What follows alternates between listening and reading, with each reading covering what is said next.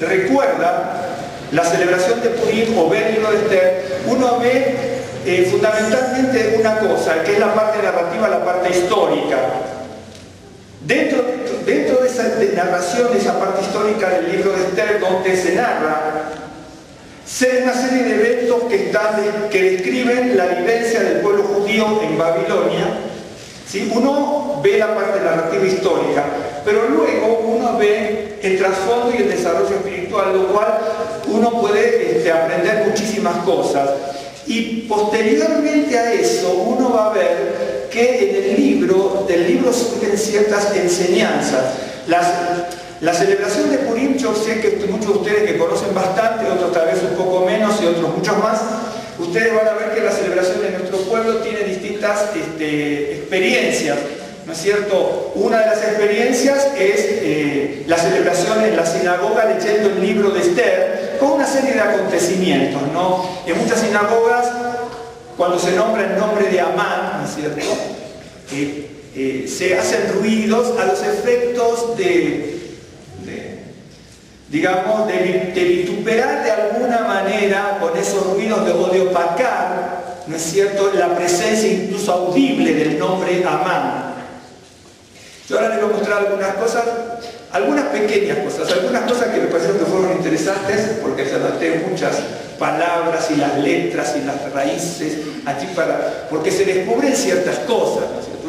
Una cosa en la Biblia es la parte narrativa, otra la parte narrativa histórica o la narrativa espiritual, y la otra es cuando uno desmenuza cada símbolo de cada palabra. Entonces uno descubre otras cosas. Y ahora precisamente les voy a mostrar alguna cosita de ellas para que podamos aprender algo. Y entonces, en la celebración de Purim se hace básicamente la ceremonia en la sinagoga, ¿sí? Si no tuviésemos el libro de Esther, no se podría saber acerca de la fiesta de Purim, casi con seguridad. Y junto con lo de la sinagoga se hace un banquete en otro lugar, algunos lo hacen en el atrio de la sinagoga. Se caracteriza por entregar dinero a los necesitados y también de hacer regalos. Obviamente el pueblo de Israel, como un pueblo, hace muchas cosas también para regocijarse en una fiesta. Por ejemplo, cada colectividad judía tiene sus experiencias. Yo no recuerdo mucho de que hiciéramos en nuestra sinagoga sefardita ciertas prácticas que ahora están mucho más, ¿no es cierto?, en la sinagoga ashkenazí y también en la sefardita, con ciertos disfraces, ¿no es cierto? Nosotros hacíamos las representaciones en el colegio hebreo y de alguna manera hacíamos alguna representación y nos ponían alguna cosita, ¿no? Tengo algunas fotitos por aquí, pero no quedaron allá en Argentina. ¿Y me entiende? Pero algunos deciden que está bien, otros que está mal, algunos dicen, bueno, es parecido a un carnaval y las fiestas, a veces las personas agregan cosas como disfrutar una gran comida o tomar, ¿no es cierto? Hay personas que toman, otros que no toman. La celebración de Purim se caracteriza por eso, ¿no es cierto? Pero fundamentalmente está el trasfondo en el libro de Esther, donde vemos la historia del pueblo judío en Babilonia, donde por providencia de Dios, que es el conocimiento anticipado también de las cosas, de prever, la providencia de Dios, el pueblo judío fue salvado de un exterminio total en los 127 estados que tenía el rey Asuero. Pero aquí es donde cada uno de nosotros, mientras estoy hablando, estoy buscando algo, pero no lo encuentro, pero ya lo buscaré. Acá está aquí. Aquí te voy a mostrar. Voy a buscar el libro de Esther. Yo les comentaba a los hermanos, que no voy a hablar lo del miércoles, ni siquiera voy a poner todas las palabras que puse en el pizarrón y las relaciones que hicimos, que eran bastante provechosas, creo, pero el libro de Esther, si uno yo pienso que aunque las personas que nos visitan a lo mejor van a sus congregaciones y conocen mucho esto, pero vamos a tratar de aprender alguna cosa. El libro de Esther tendría que encajar más o menos no, cuando digo más o menos, ahí, ¿no es cierto?, Ustedes tienen el libro de Esdras y Nehemías. El libro de Esther tendría que encajar entre el capítulo 6 y 7 de Esdras. Ustedes tienen el 6 y el 7 de Esdras. Ahí tendría que encajar la vivencia del libro de Esther, la vivencia del pueblo judío que está narrada en el libro de Esther. No lo busquen ahora. El pueblo judío tuvo de parte de Dios el designio de poseer la tierra de Israel, pero por no haber cumplido el plan de Dios en Israel conforme a lo que tendría que ser el pueblo, y tendría que ser el pueblo con la tierra de Israel, Dios hizo que el pueblo judío, la parte norte de Israel, que sería Israel propiamente dicho, fuera deportada para siempre con los asirios. Judá y Benjamín, que estaban en el sur, tuvieron un poco más de gracia, un poco más de tiempo, pero en un momento determinado Nabucodonosor, ¿no es cierto?, hace una expatriación del pueblo judío que quedaba en Judá y Benjamín, como último vestigio del pueblo hebreo en la tierra, y lo deporta a Babilonia. No lo va a buscar, pero si usted leyera, por ejemplo, un pasaje que está en Segunda de Reyes 25, del 1 al 17, Segunda de Reyes bien digo, del 1 al 17 usted va a ver el exilio babilónico. Bien. Presta atención a lo que le voy a decir, porque a veces prestamos atención a la fiesta de Purim, a la... ¿Cómo se dice? Guirnalda se dice aquí también. Yo tengo más de 14 años, pero hay palabras que no son nunca, entonces no sé. Guirnalda, ¿no? En la sinagoga se colocan guirnaldas y muchos ornamentos, y está hermoso. Nosotros también hacíamos ciertas de esas cosas, ¿no? Aunque variaban un poco los esquenazos y los sefarditas con nosotros, cómo celebrábamos Purim. Teníamos, bueno, de hecho las canciones eran distintas. Hoy se ha unificado un poco más en algunas cosas. De hecho que aquí cantamos canciones esquenazas y canciones sefarditas. Entonces, síganme en esto, por favor. Babilonia lleva al pueblo judío a través de Nabucodonosor. ¿Sí? Muerto Nabucodonosor, ¿sabe por qué le pregunté esto? Porque si se preguntara acerca del libro de Esther, por ahí no vamos a quedar en el aire. Pero yo no hago preguntas difíciles, ustedes no me hagan preguntas difíciles a mí tampoco. Y menos delante de los demás. Ok, entonces, luego de Nabucodonosor aparece su hijo, que no está aquí el nombre del hijo de Nabucodonosor. Luego de Nabucodonosor y el hijo que sigue en el gobierno de Babilonia, pero ya con los judíos expatriados, aparece el nieto de Nabucodonosor, que es Belsasar, que usted lo puede ver bien analizado en el libro de Daniel capítulo 5. ¿Ok? Bien. Ahí estaba el profeta Daniel. Entonces el profeta Daniel tiene una revelación importantísima, grandiosa de Dios, cuando ve algo que deja perturbado al rey y a todos los que estaban en el séquito ahí de Babilonia, cuando estaban brindando y haciendo juergas y orgías con las vasijas que habían llevado del templo de Jerusalén. Y entonces en ese momento de regocijo, pero también de juerga, porque era eso, aparece una mano en el calado de la pared donde dice Mene, Mene, Tekel, Ufarsin, dice ha sido pesado, contado y ha sido destituido para siempre. Y entonces Daniel le dice a Belsasar, le dice, tú tendrías que haber aprendido las advertencias que Dios dio desde tu abuelo. Cómo tu abuelo se ensoberbeció, se enorgulleció y terminó comportándose como un animal loco, comiendo pasto en el campo durante una cantidad de años, hasta que reconoció al Dios Todopoderoso. Entonces, si tú hubieses aprendido, le dice tu abuelo, lo que pasó, tú no hubieses profanado la cosa santa de Dios. Cuando se profanan las cosas santas de Dios, siempre viene alguna tragedia en lo personal, en lo familiar o en lo colectivo, hasta que uno aprende. Y Nabucodonosor Nabucodonosor se había enorgullecido tanto, con una arrogancia, una petulancia, como la personificación de la divinidad, porque eso es lo que pretendía, la personificación de la divinidad, y Daniel le dice, este camino es equivocado, dice, terminarás como un animal comiendo como una bestia en el campo. Hasta que en su momento tuvo un reconocimiento. Después, posteriormente, no sabemos qué pasó con la vida de él, pero sí tuvo un reconocimiento del Dios Todopoderoso cuando antes había blasfemado en su vida. Entonces aparece Belsasar y hace lo mismo. Y entonces, en ese momento, Nabucodonosor, su hijo y Belsasar, ¿sí? En ese momento, ¿se acuerda que dice? Y están a la puerta los medos y los persas. ¿Está siguiendo? Esto parece historia, pero no es historia. Le voy a decir una cosa. Nosotros tenemos el rollo de Esther. El libro de Esther.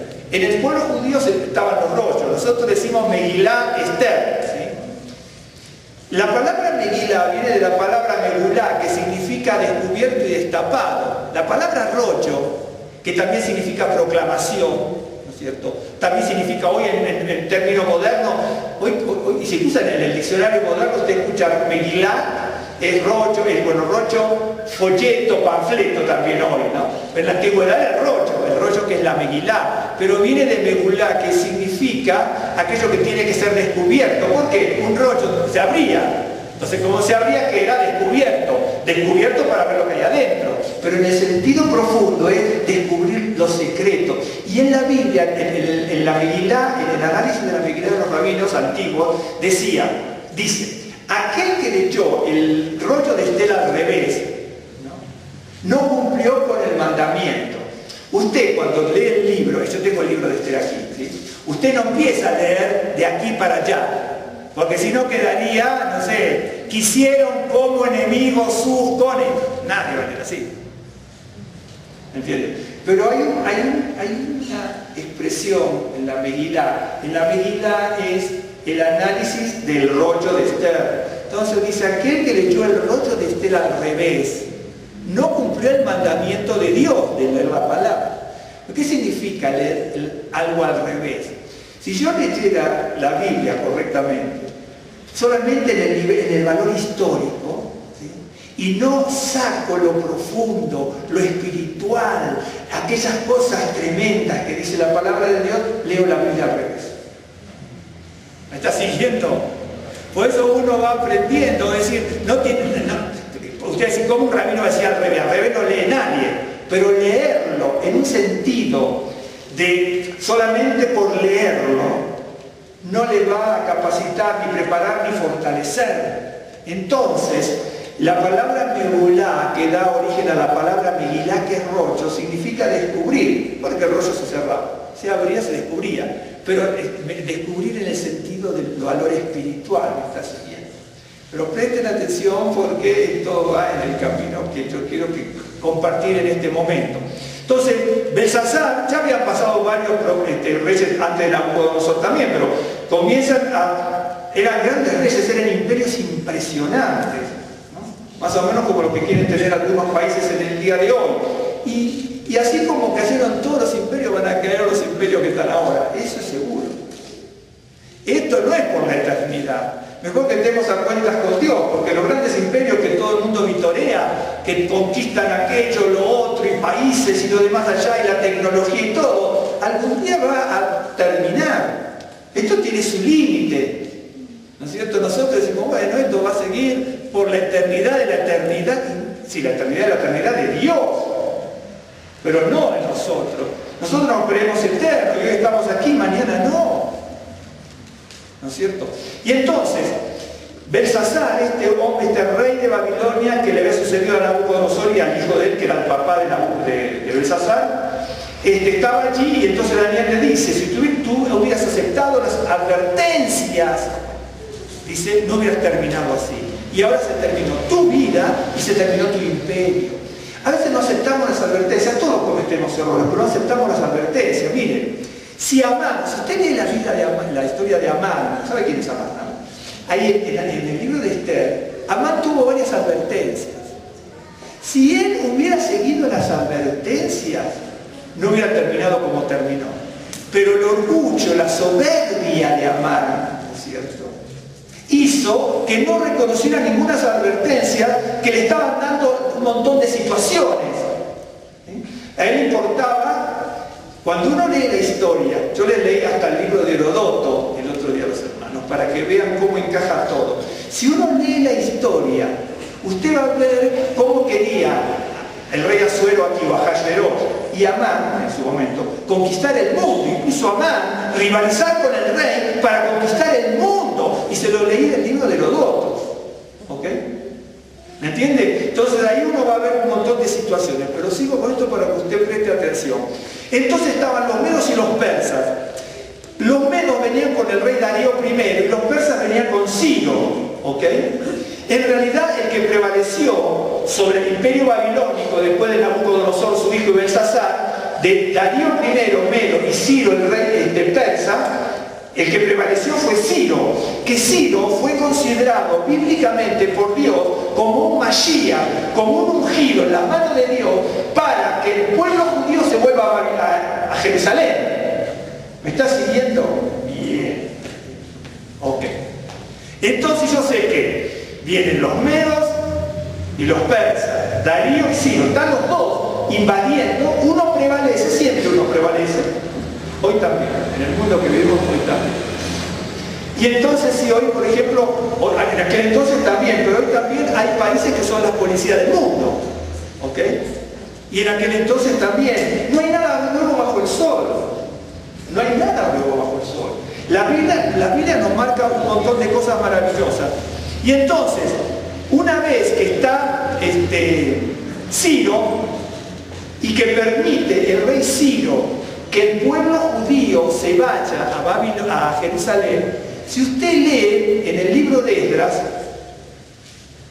ahora se lo tengo que buscar, pero lo voy a buscar rápido porque dice, acá está el capítulo 2 de Esdras, toda la congregación unida como un solo hombre era de 42.360, sin contar sus siervos y siervas, los cuales eran 7.337 y etc. Tenían 14 captores.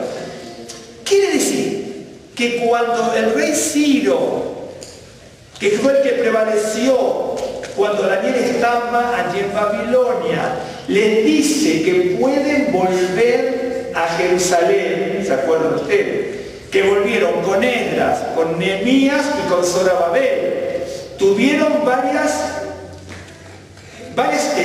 salidas, pero aquí me está diciendo que el primer conteo de la salida de Babilonia volviendo a Jerusalén después del exilio y de la deportación eran 42.360 y los cuales eran 7.337 siervos. Bueno, ok.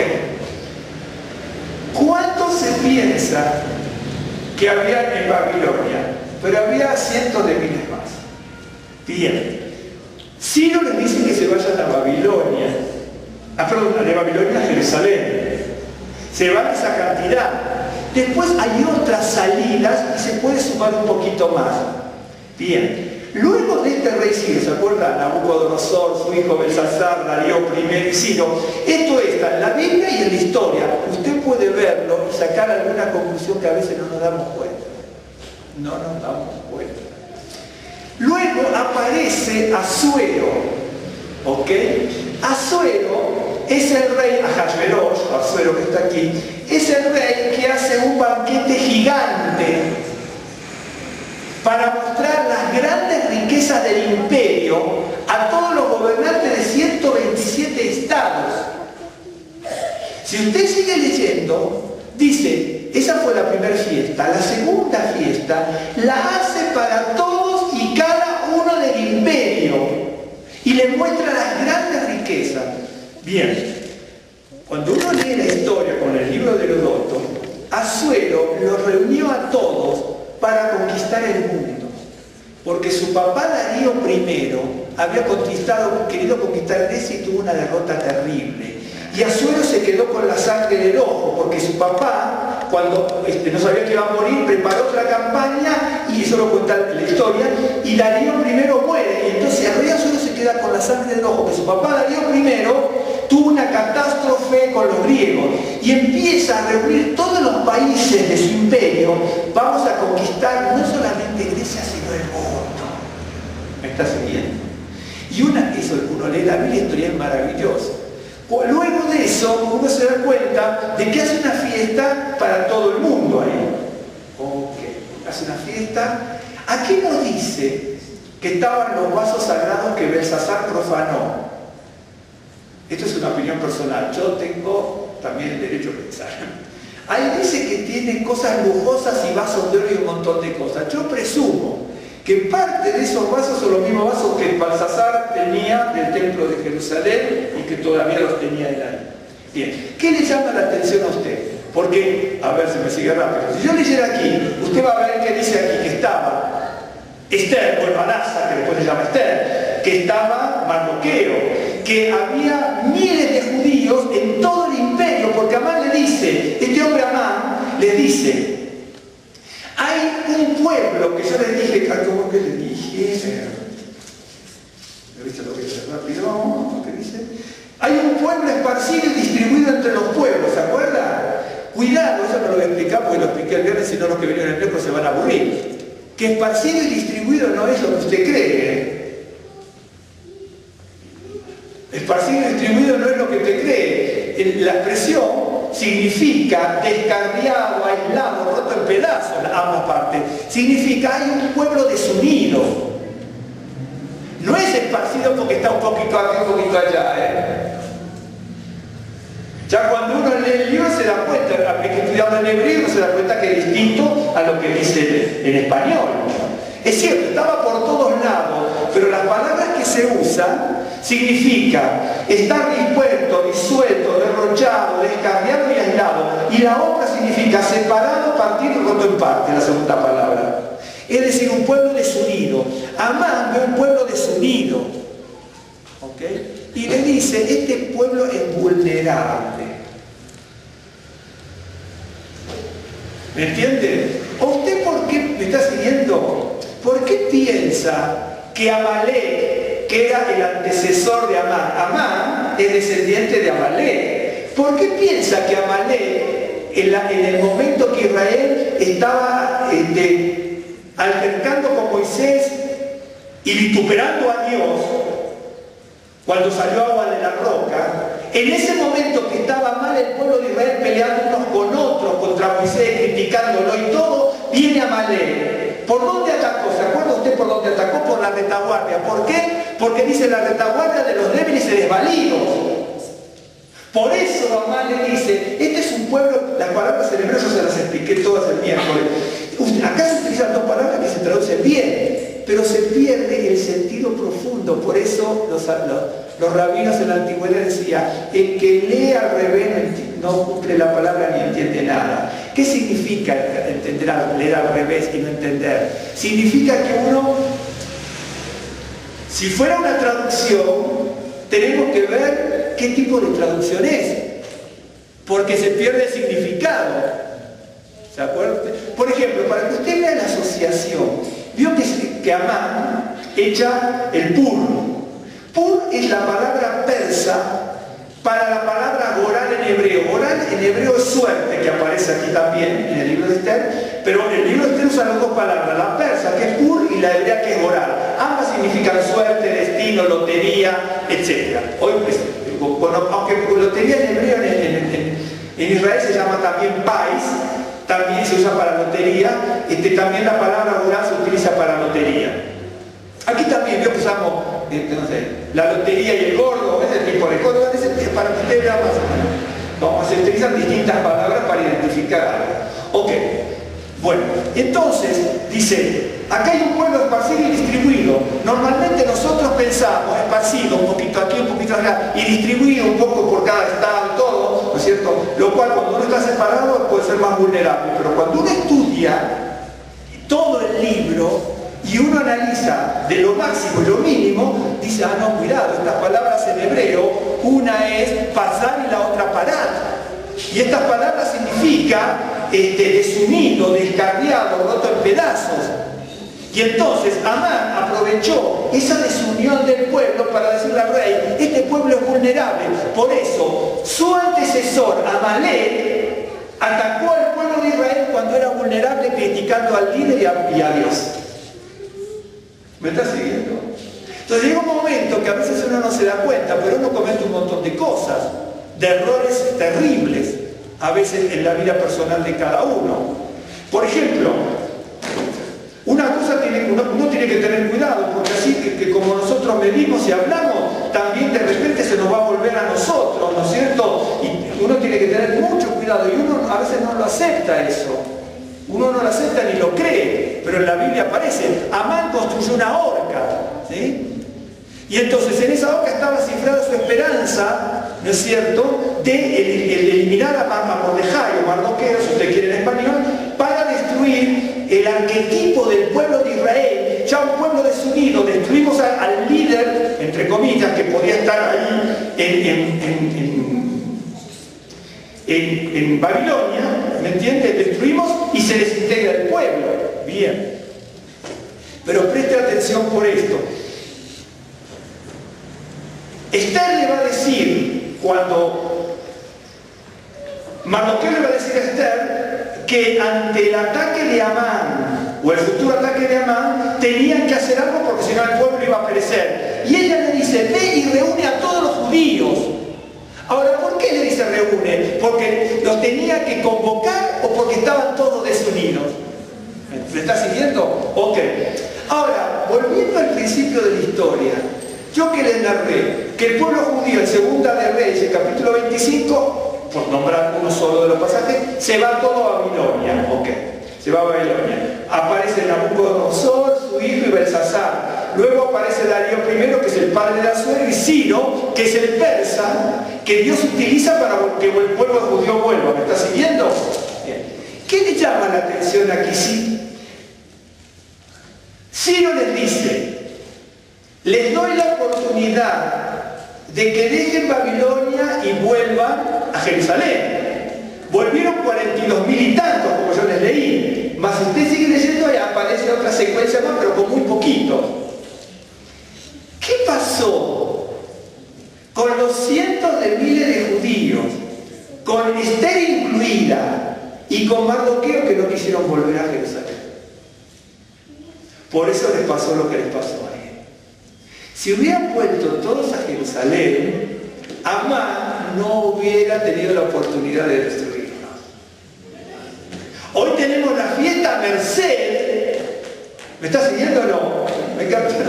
Hoy tenemos la fiesta de Purim debido a que Dios, en su divina providencia, preservó a un pueblo judío desobediente de no haber vuelto a Jerusalén. ¿Me está siguiendo? Porque uno dice que no me diga, porque le puede pasar a usted y a mí. Miren qué bárbaro la providencia de Dios, y Esther y Mardoqueo y la mujer importante. Cierto, no lo descarto, eso pasó eso. Pero en su momento fueron grandes desobedientes, porque tenían que haber vuelto. ¿Me está siguiendo? Por eso a veces, cuando uno ve y estudia la palabra de Dios, a veces nos vamos en un sentido y perdemos la visión de la verdadera historia que se nos quiere contar. Y entonces, si hubieran vuelto todos, la historia hubiera sido distinta, el libro de Esther seguramente no hubiera estado así, el ataque del ataque de Amán, no es cierto, y todo eso no hubiera estado. Pero ¿qué pasa? El pueblo judío no quiso volver, ¿no es cierto?, en su momento a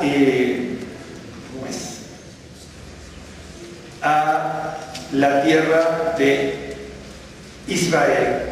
Yo les voy a anotar algo para que usted vea, ¿sí?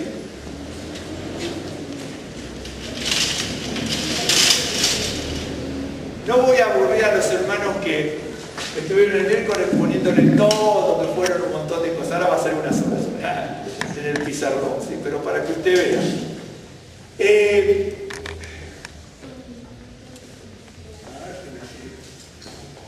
Amán descubre, es bien interesante esto, Amán era un primer ministro, un visir del rey.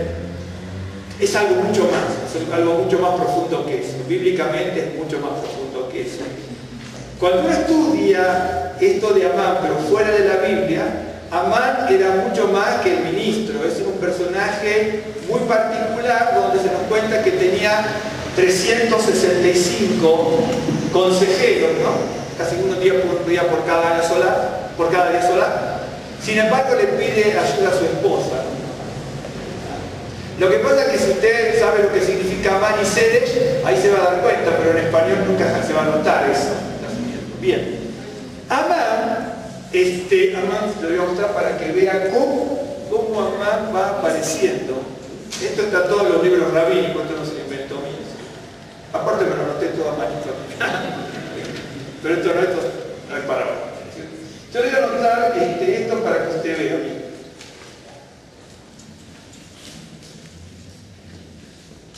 Este es el nombre de Amán, ¿sí? Ok.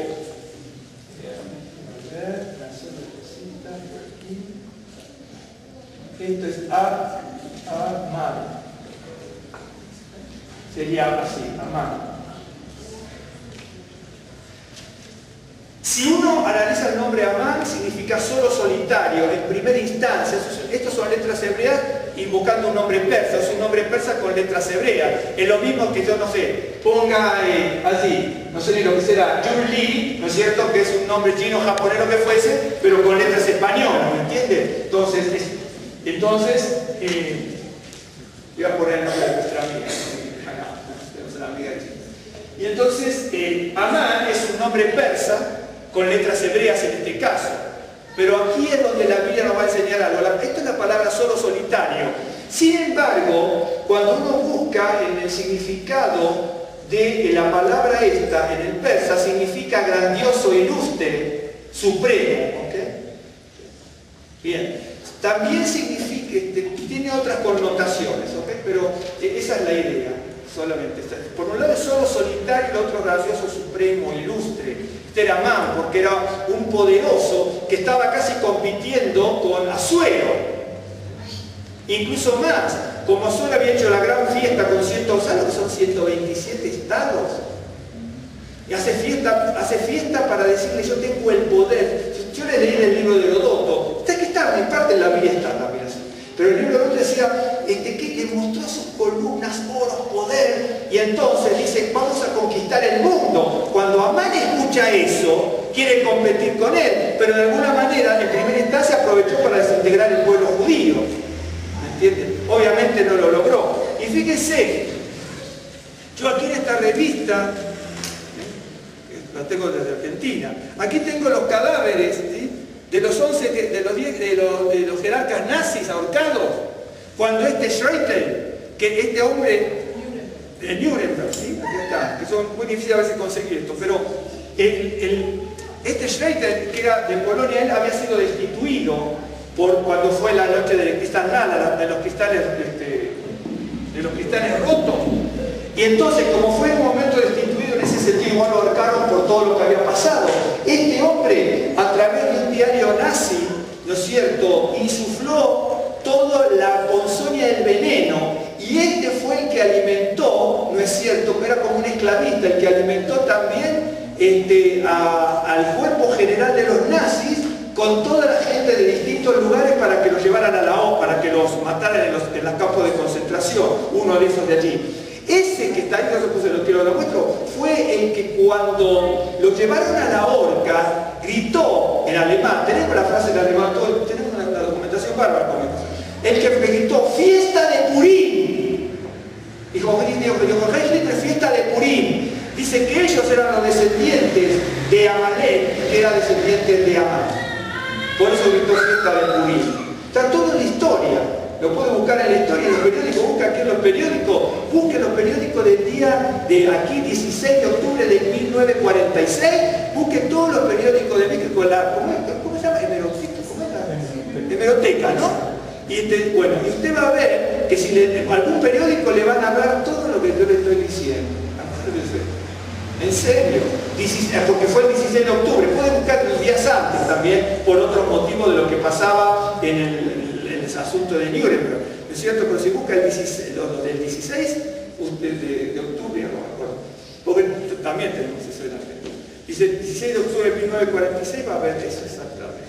Bueno, entonces, acuérdense que Amán es un personaje siniestro, descendiente de Amalek. Acuérdense que Amalek, muchos que ustedes van a una iglesia cristiana, los que nos visitan, Amalek es una palabra que significa Am, pueblo, y Malak, triturar, degollar y devorar. Amalek significa Am, Malak, significa pueblo que tritura, pueblo que devora, pueblo que degolla. ¿Sí? ¿Ok? Amalek es un nieto extramatrimonial de Esaú. Esaú, que es la simiente del cazador, como Nimrod, que Nimrod, usted le va a mostrar la relación que hay con Nimrod y con todos estos ya no hay tiempo. Esaú es el cazador junto con Nimrod, es la simiente carnal. Y Esaú tiene un hijo que se llama Elifaz. Elifaz, con una concubina, todo tiene su sentido, pero no se puede explicar ahora. Elifaz, con una concubina, que es el hijo de Esaú, tiene un hijo que se llama Amalek. Le pone Amalek, significa pueblo que devora, pueblo que tritura, pueblo que hace degüella, ¿no es cierto? Bien, cuando el pueblo de Israel estaba altercando con Dios, dice que apareció Amalek. ¿Se acuerda usted que Jacob, ¿no es cierto? Esaú le vendió la primogenitura a Jacob, le vendió la primogenitura. Dice, a mí no me interesa la primogenitura. Cuando uno desestima la primogenitura, la bendición de Dios, es decir, te vendo la bendición de Dios por un plato de lentejas. Un día vamos a hablar de la palabra lenteja, aparece 4 veces nada más en toda la Biblia, pero es bien interesante también. Todo tiene su sentido, por eso. Primero no dice lenteja, primero dice potaje rojo, pero después ya le dice lenteja. Todo tiene su sentido, pero la historia es otra.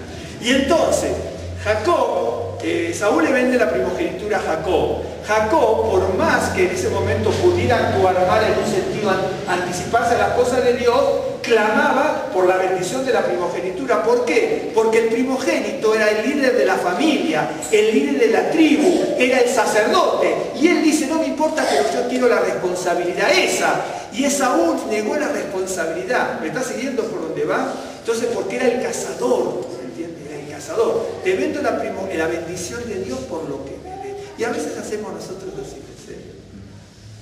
Las bendiciones, bien. A veces nos vamos a la congregación por dormir, por verle el material, por ir a comprar. Nos privamos de las bendiciones. Es cierto, cuando uno privilegia algo en detrimento de las cosas de Dios, es vender la primogenitura. Guste o no guste. Es doloroso, pero es así. Ah, no puedo ir. De repente, no puedo ir. Yo también alguna vez me mataba, me trilla, decía, cuando empecé a ser creyente, yo también, me acuerdo, decía, no tengo tiempo, no tuve tiempo de ir, y me pasé 5 horas viendo televisión. Mentiroso. Y no me diga que usted no ha sido mentiroso, pero a lo mejor se manda su cosita por ahí también. Y no funciona eso, porque no funciona. No funciona. Ni en lo personal, ni en lo familiar, ni individual, ni en lo congregacional. Y entonces, Amalek va a atacar al pueblo de Israel en su momento cuando estaba criticando a Moisés y altercando con Dios. Querían volver a Egipto. Otra vez, el pueblo de Israel, casi como Esaú, queremos volver a Egipto, vendemos la primogenitura, vendemos las bendiciones de Dios. Preferimos estar en Egipto como esclavos, pero comiendo, y en vez de ser libres, pero con algún apuro. ¿Me está siguiendo? El pueblo de Israel actúa así, a veces, en vez de preferir estar camino a la tierra prometida por el desierto, a veces con alguna prueba que Dios les ponía, en vez de ser libres con alguna tribulación, prefería ser esclavo comiendo. Es así. Es el mundo en el cual nosotros vivimos, pero hoy también es así. Yo le voy a mostrar una cosa de las varias que aparecen las cosas estas en las escrituras. Estas son las cosas que descubren los grandes rabinos. A veces yo digo, ¿por qué no se me ocurren a mí ciertos análisis? Entonces les transmito lo que aprendo. Yo le voy a mostrar dónde los rabinos dicen que nació en un sentido espiritual Amán, ¿sí? En el libro de Génesis,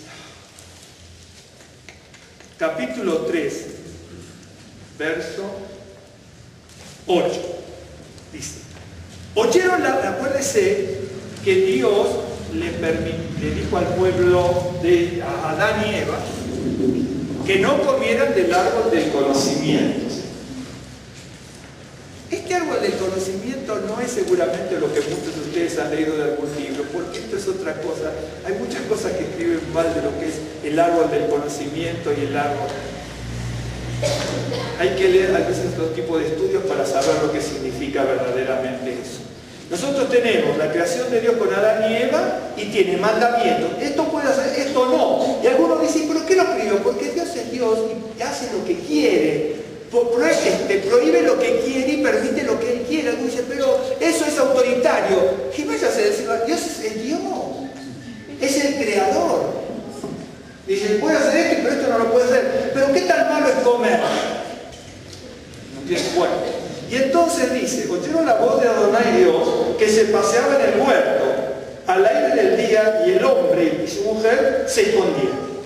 Pero se escondieron de la presencia de Adonai Dios entre los árboles del huerto. Mas Adonai,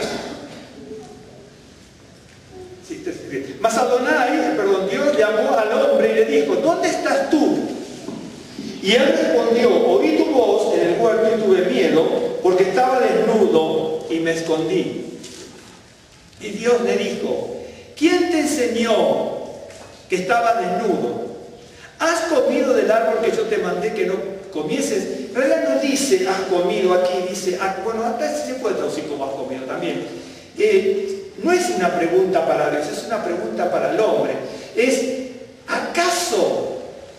Porque acá dice hace la traducción que yo tengo, en realidad es acaso. Dice, ¿acaso has comido del árbol? Entonces dice, ¿pero cómo? Dios pregunta porque no lo sabe. No. Lo que le está diciendo, ¿cómo hiciste tal cosa? Ese es el giro de la palabra que existe aquí. Pero yo le voy a mostrar algo, ¿no es cierto? Bien. Adán y Eva, incitado a Eva por Adán. Eva fue corrompida a través de serpiente. No, yo no digo la serpiente, digo serpiente, porque en hebreo no dice la serpiente, porque la serpiente es en la Biblia, ¿no? Serpiente es un personaje en la Biblia. Por eso no dice la serpiente, es serpiente, Nahash, es un personaje. ¿Okay? Así como existe serpiente, como existe Faraón, que es un prototipo de Satanás, como existe Goliat, que es otro tipo de Satanás, como existe Amán, que es otro tipo de Satanás, como existe Amalek, son todos espíritus, y van apareciendo los espíritus. Por eso esta gente que está aquí decía que eran los descendientes de Amalek y de Agar, perdón, de Agar, sí, bueno, de Agar también, de Amán. Bien, ahí donde dice, ¿acaso has comido del árbol? Miren, dice así, te voy a mostrar lo que dice. Dice así.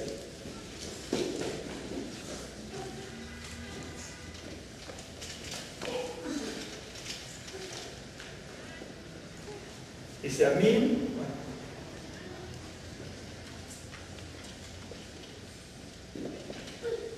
dice a mí Jaez. Bueno, esto no lo voy a hacer ahora porque no va a haber, pero le voy a mostrar.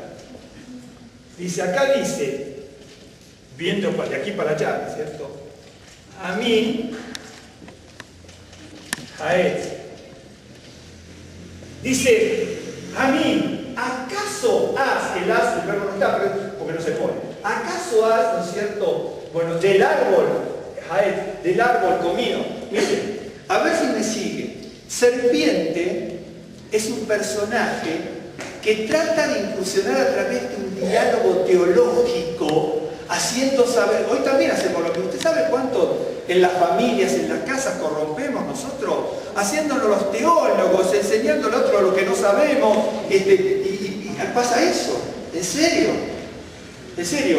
Entonces Serpiente, que es un personaje, entra en un debate teológico acerca de lo que Dios quiere y de lo que Dios no quiere, de lo que Dios permite y lo que no permite, de lo que prohíbe y de lo que Dios no prohíbe. Y entonces le dice, mira, Dios sabe que tú no vas a morir.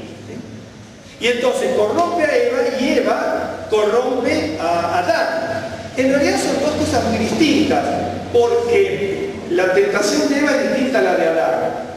Eva entra por una situación de decir, yo quiero ese poder, ¿sí?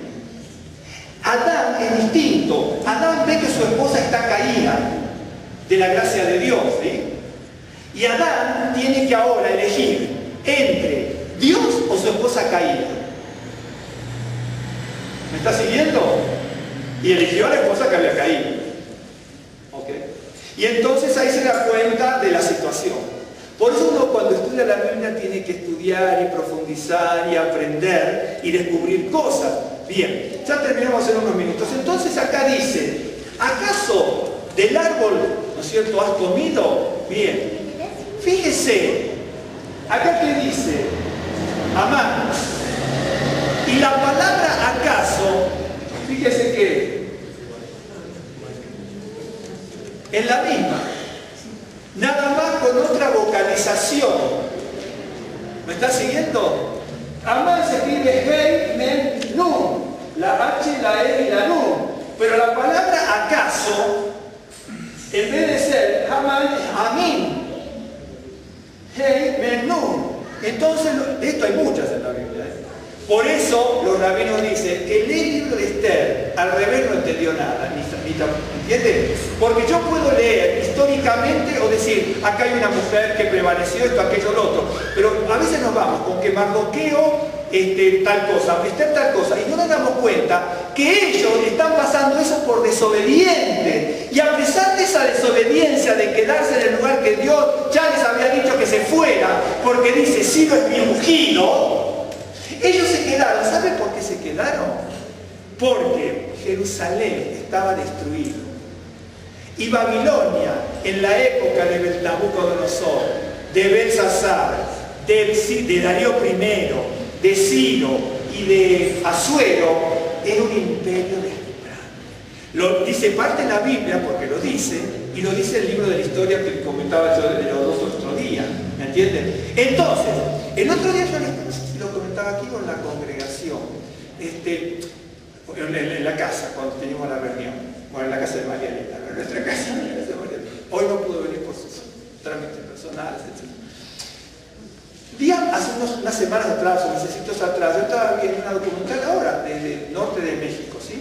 Vio que están mandando muchas familias desde Estados Unidos para México por falta de documentación, lo que fuera, ¿ok?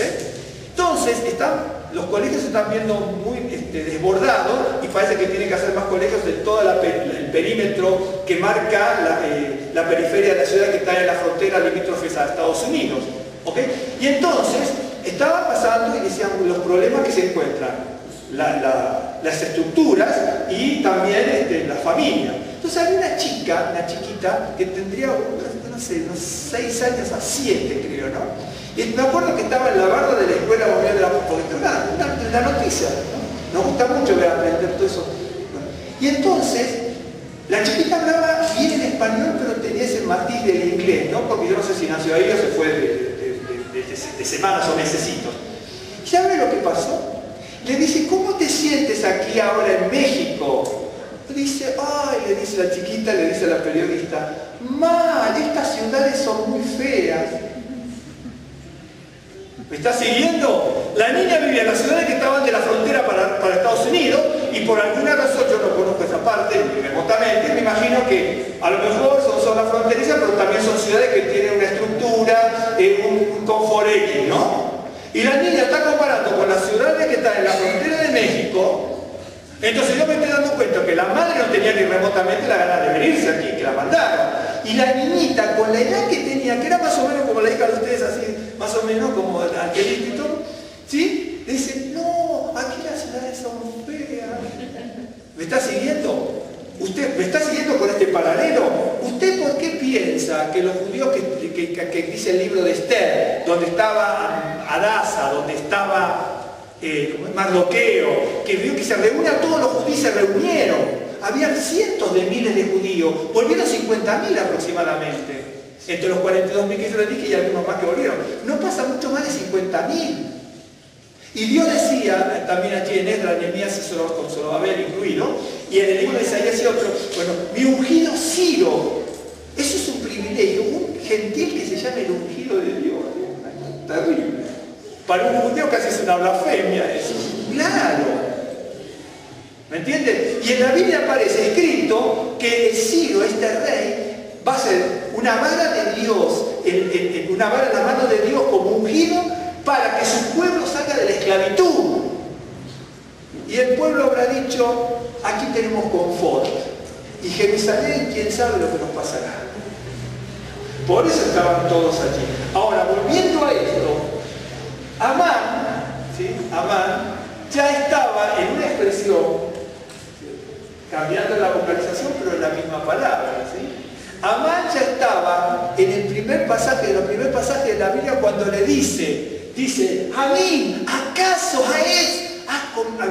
del árbol que te prohibí has comido? ¿Sí? Y es interesante, no solamente aquí aparece en otros lados. Ahora fíjese, la palabra aparece en el momento que Adán y Eva tienen un problema terrible familiar. Tienen un problema terrible con Dios, que ya se esconden porque ya dicen, no queremos ni presentarnos delante de Dios. ¿Vio cuando aparece Amán?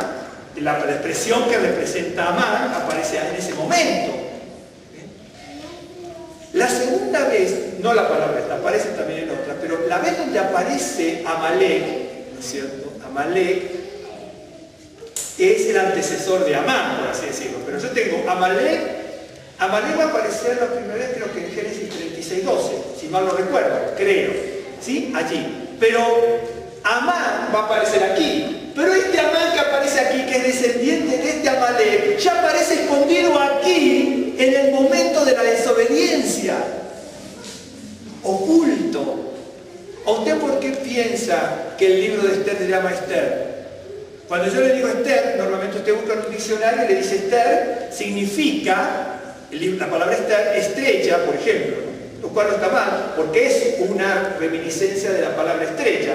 Pero yo la palabra Esther la puedo utilizar de otra manera. La Esther se escribe con Ale, ¿sí?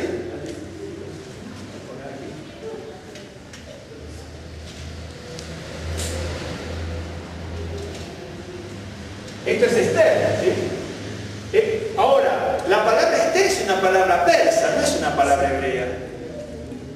Entonces, se podría llegar a traducir como estrella, por ejemplo, no está mal. Lo mismo que les traduje antes Amán, solo solitario, pero si yo incursiono en el persa, entonces yo ya sé qué significa grande, resplandeciente, todo ese tipo, grandioso, imponente, etc. No sé qué otra palabra le dije, pero significa eso.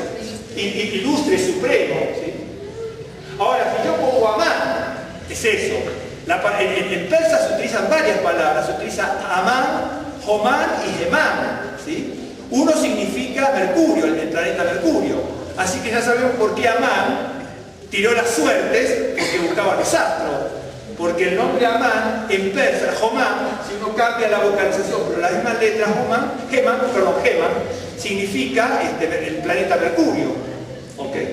¿Me entiendes? ¿Me va siguiendo? ¿Por qué? Por eso le digo, el que lee el libro de Esther al revés no entiende nada. Pero el que profundiza va aprendiendo que están los misterios. Ahora, ¿por qué digo esto del misterio de... Acá yo tengo Amalek en el 36:12, creo que. Aquí lejísimo aparece Amán. Pero Amán me aparece ni bien empieza Génesis. ¿Por qué? Porque el libro de Esther es este. Acá dice Esther. ¿Eh? Ahora, esta es la Ale. ¿No es cierto? La Ale significa uno. Pero la palabra Seter significa secreto. La Seter significa secreto. Significa un secreto. ¿Se acuerdan? ¿Se acuerdan que era Megilá? Megilá es rollo. Pero Megilá, que es rollo, que se abre, viene de Megulá, que significa descubrir, destapar. ¿Destapar qué? Un secreto, que es el libro de Esther. ¿Me está siguiendo? Por eso, el libro de Esther es un secreto profundo que tiene que ser revelado. La parte histórica es maravillosa. La parte de decir una mujer judía que se juega la vida es maravilloso. Mardoqueo, que es un hombre que está... Lo mismo que Daniel y sus compañeros que no querían arrodillarse delante de los paganos. Maravilloso. Pero estaban ahí por desobediencia. Porque se les había dicho que tuviesen que regresar. Todo tiene providencia de Dios. Mire, si se quedaron ahí por desobediencia, era para la gloria de Dios también. Faraón oprimió al pueblo hebreo, ¿sí? Pero fue para la gloria de Dios. Dice, yo me voy a glorificar en ti, o dejas salir al pueblo, pero ahora no vas a dejar salir a mi pueblo porque te voy a endurecer, pero va a ser para mi gloria y para tu hundimiento. Tú te ensoberbeciste y te quedas con tu ejército de Faraón, no, pero te quedas con el ejército hundido. llama a mí? ¿Sí? Aparece en Génesis, cuando en el momento terrible donde hay una desobediencia del mandamiento de Dios que hace que se vayan del paraíso. ¿Me está siguiendo? Bien, este es Amán que está aquí y está por aquí. Pero Amalek, que es el padre de los amalecitas, el antecesor de Agar, que era amalecita, y el antecesor de Amán, que está por aquí, vio que ¿sabe dónde aparece? En Éxodo 17, ¿se acuerdan?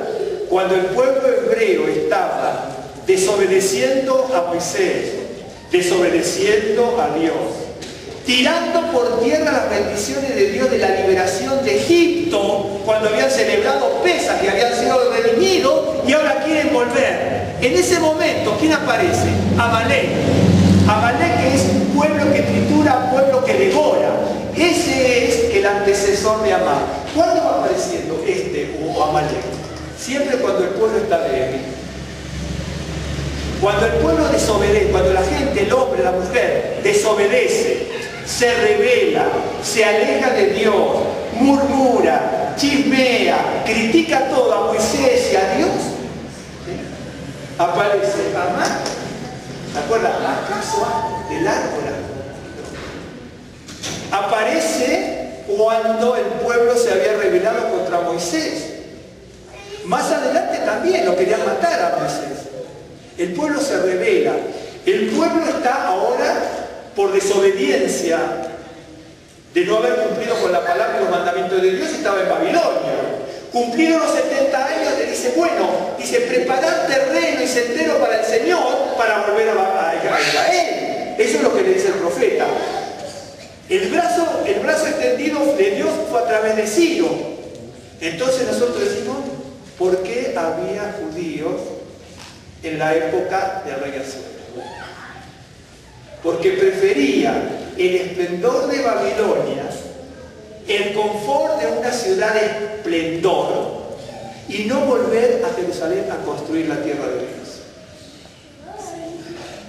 Y en ese momento de cada uno estar en su artesanía, en su ganadería, es porque había muchos mercaderes, muchísimos mercaderes hebreos. Fíjese que la banca, cuando, a ver si me sigue, ya con esto termino. Usted vio que en un momento los árabes, y durante 800 años estuvieron en España, ¿ok? Esa invasión del mundo árabe conglomerado que conquistó España y estuvo 800 años, una vez que vino la invasión, inmediatamente viene el progreso y muchas otras cosas. Eso fue acompañado por los judíos que estaban en Babilonia desde esa época. Y parte, ahí se fueron artesanos, filósofos. La banca de Babilonia de esa época, cuando los árabes invaden España, en ese momento la banca de Babilonia, lo que hoy es Irak, la manejaban los judíos, el pueblo hebreo. Desde esta época que les estoy hablando del libro de Esther. No sé, nadie se fue. Ya os estoy hablando que cuando los árabes invadieron España, los judíos posteriormente acompañaron todo eso con comercio, ciencia, astronomía, medicina, filosofía, el iluminismo hebreo, el dinero poderoso. Quiere decir que había judíos desde el año 500 antes de esta era. Cuando los árabes invaden, ¿no es cierto?, hacía casi 1000 años que seguía habiendo judíos ahí en Irak, en Babilonia. Desde esta época. Pero volviendo a esto, ya con esto terminamos. Dios tiene sus tiempos. El tema es que a veces no vemos los tiempos de Dios. Decimos, estamos aquí en Babilonia, prosperando, progresando. Imagínense, son 70 años y un poco más que estaban allí. Son ya hasta segunda y por qué no la tercera generación que está. Ya la gente no hablaba el hebreo. Por eso cuando vuelven a Israel, Nehemías dice que tiene que traducir todo, porque la gente no hablaba hebreo, hablaba arameo, y aparte de hablar arameo, no entendían la Biblia. Por eso dice, es bien interesante como lo dice ahí el texto hebreo, dice, vio que dice, y Nehemías y los que estaban con ellos, esos doctores de la ley, dice, ponían el sentido sentido para que la gente entendiera.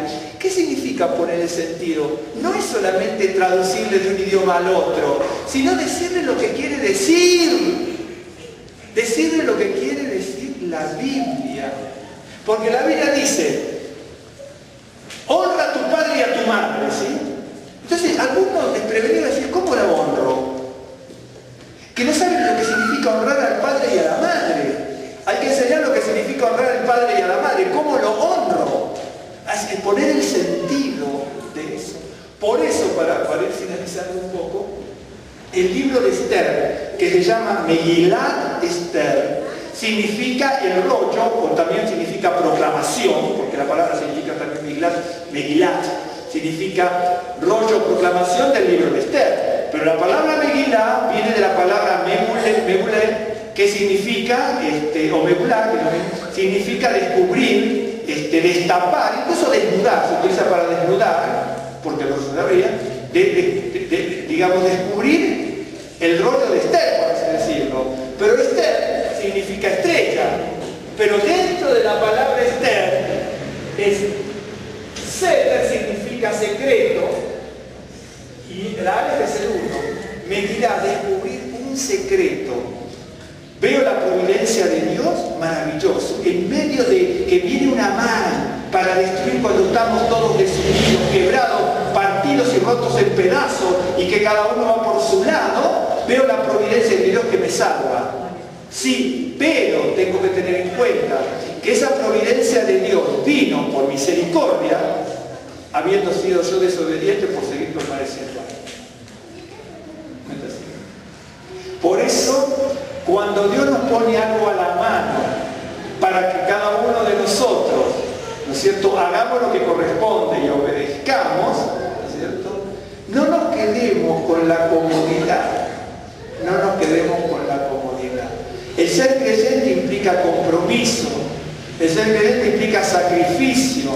Significa esfuerzo, significa obediencia, significa disciplina, significa responsabilidad. Y si no manejamos todas esas cosas, ¿cómo cada uno de nosotros va a tener su familia, o si no esté solo, pero va a tener alguien al lado, ¿no es cierto?, un amigo, una amiga, un familiar, la congregación?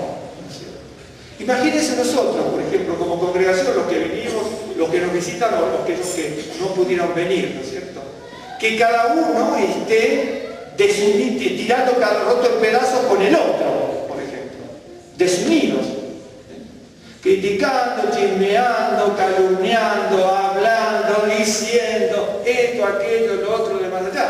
Siempre tengamos en cuenta una cosa. Uno va a ver, ya con esto termino, déjeme buscar una cosa. Si no, a veces cuando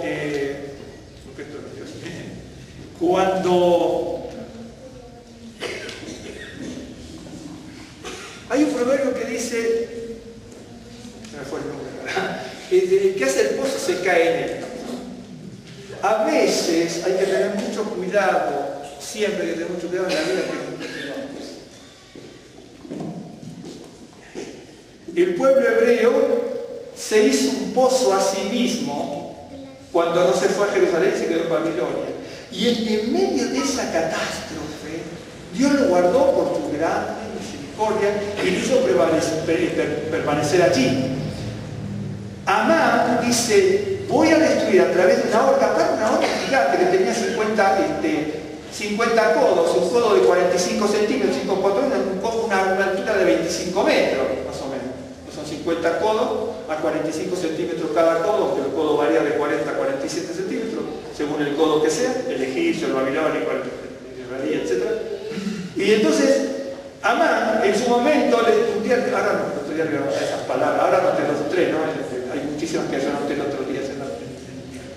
Pero Amán le dice al rey, dice, mira rey, yo le construí una horca para este. Y cuando se empieza a dar vuelta a la historia, ¿no es cierto?, de vuelta a la historia, porque Dios es sabio y tiene una divina providencia y cambia las cosas, en la horca, que él todo orgulloso había preparado, que además se le dijo a la esposa que le hiciera. Después le voy a decir por qué. ¿Por qué significa Amán con la esposa? ¿Y dónde está esa unión? Igual que esto, pero con números. Te voy a mostrar, pero ya no. Y entonces por eso viene el tema. Y entonces en la horca que le dice la esposa, lo ahorcan a su esposo. ¿Sí? Y con eso no tiene que tener mucho cuidado. Tenemos que tener mucho cuidado. En la Biblia hay toneladas de casos, toneladas. Miren, vamos, se lo leo nada más, se lo leo. Yo tengo los versos aquí nada más, ¿sí?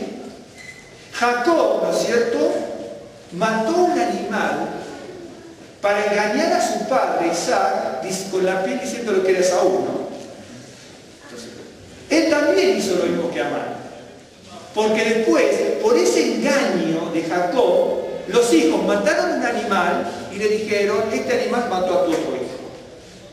Es decir, yo cuando eso dice con la vara que mira te van a medir, por eso mejor que a veces nos callemos cuando decimos algo de otro, hermano.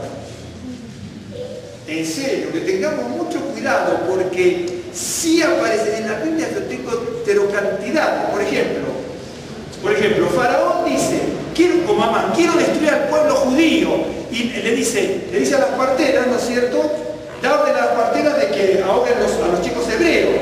Pero como él dijo, vamos, ahoguen a los niños judíos, un día Dios le dijo, te van a ahogar todo tu ejército. Es decir, ¿entienden? Bueno, yo en la Biblia me busqué cantidades de esto. Por eso dice, el que hace un pozo se va a caer en él. No es porque hace un pozo para plantar una planta. ¿Me entiende? Por ejemplo, David, ¿no es cierto?, había tomado a la esposa de Urías, ¿sí? Entonces toma a su esposa y después trama la muerte de uno de sus mejores amigos, porque Urías, ¿no es cierto?, Urías era del grupo donde estaba Aitofel y los 33 amigos fieles de David, que eran el entorno principal de David. Y entonces él dice, no me importa, pero yo voy a matar a este y me quedo con su mujer, ¿ok? Y entonces resulta, ¿no es cierto?, bueno, que después Absalón, su hijo, cuando quiere matar a su padre por consejo de Aitofel, que era el abuelo de Betsabé, ¿ok? Por eso, Aitofel era un hombre terrible, impresionante en el buen sentido. Dice que hablar con Aitofel era hablar como con la palabra de Dios.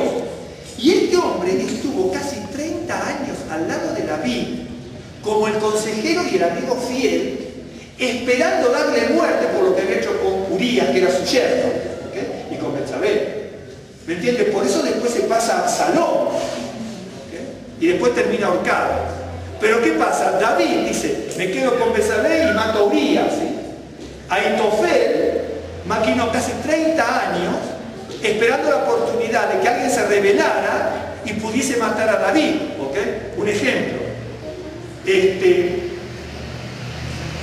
Luego, bueno, David, por todo esto, mata a Urías, ¿sí? Ustedes tendrían que leer las muertes trágicas que Dios le permitió ver con un dolor terrible a David, fue la muerte de Absalón, de Amón y de Adonías. Acá está, 2 Samuel 18, 2 Samuel 13 y 1 de Reyes 2. Es decir, yo mato a mi mejor amigo y me quedo con su esposa, ¿sí? Pero con el tiempo David sufrió en carne propia la muerte terrible de sus 3 hijos, la ignominiosa afrenta de Tamar. ¿Me entiendes? Sí. En la Biblia aparecen cantidades y cantidades y cantidades. Miren, ahora ya termino. El rabino Pablo, ¿sí?, en su momento consiente la muerte por la apelación de Esteban, ¿sí?, apedreado, ¿sí? Y él ya después era creyente, el rabino Pablo, ¿okay? Pero cuando él fue creyente, ¿no es cierto?, a él lo tuvieron que sacar a escondidas porque lo querían apedrear y matar. Es decir, ¿me está siguiendo?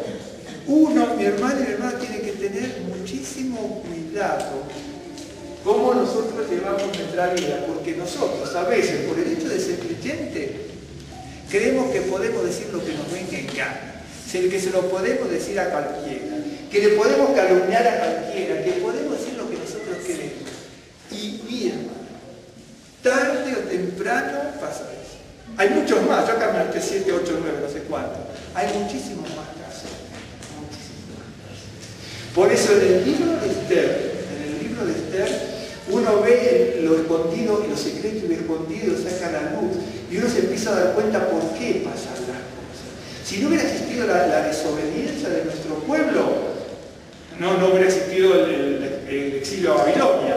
Si no hubiera existido la desobediencia de nuestro pueblo, no hubiera existido una Amalek, ¿no es cierto?, queriendo destruir al pueblo hebreo. Si no hubiera existido la desobediencia de nuestro pueblo, no hubiera existido ni siquiera la fiesta de Purim. Porque ya todo el pueblo hubiera estado en Jerusalén. Por alguna razón Dios lo permitió. Yo pienso que es para, no para que celebremos tomando y comiendo a lo mejor la celebración de Purim, sino para que su nombre sea glorificado. En medio de la destrucción de un pueblo, en medio de pretender la destrucción de un pueblo, aparece la mano de la misericordia de Dios con un montón de situaciones maravillosas. Y usted va a ver, puede existir un faraón, pero también existe un Dios. Puede existir un Goliat que quiere destruir, porque el asunto de Goliat no es el Goliat que nosotros entendemos, ¿no?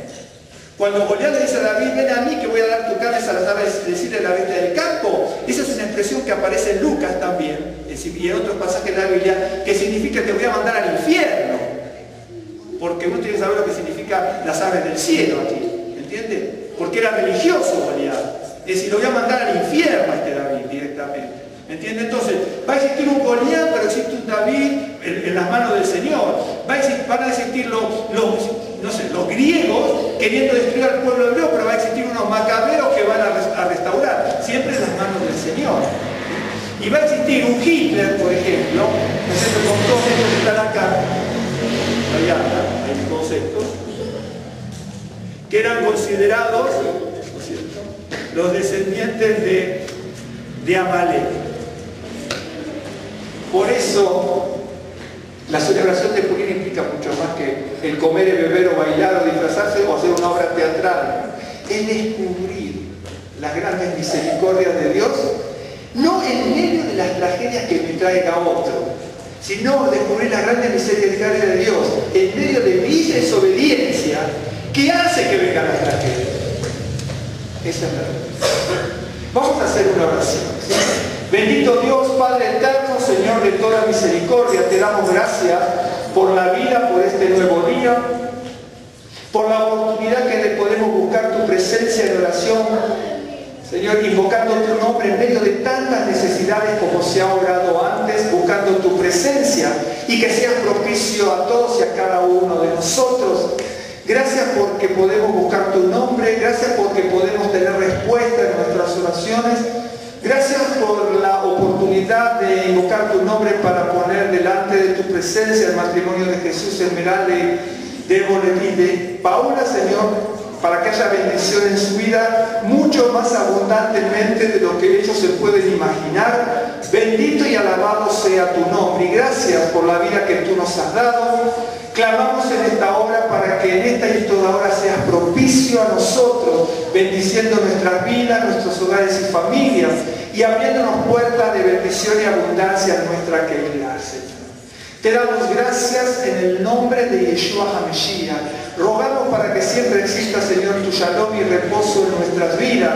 Y rogamos para que haya, Señor, sabiduría, discernimiento, conocimiento y entendimiento de tu palabra. Señor, que esto que podemos leer, buscar y aprender de tu palabra, Señor, poco a poco, Señor, vaya siendo en nuestras vidas una realidad, Señor, y que aprendamos de esta palabra también, para saber seguir tus caminos, Señor, para aprender disciplina, obediencia, compromiso y responsabilidad. Te damos gracias, Señor, en el nombre de Yeshua HaMashiach. Bendícenos en este resto del Shabbat, bendícenos al iniciar la semana, Señor, al concluir el Shabbat, bendice los hogares, las familias, bendice los trabajos, bendice los estudios, suple toda necesidad económica, espiritual y también así material. Te damos gracias en el nombre de Yeshua HaMashiach. Amén. Señor, les bendiga, Señor, les guarde. Les comento algo, porque muchos no vinieron. Este miércoles nos vamos a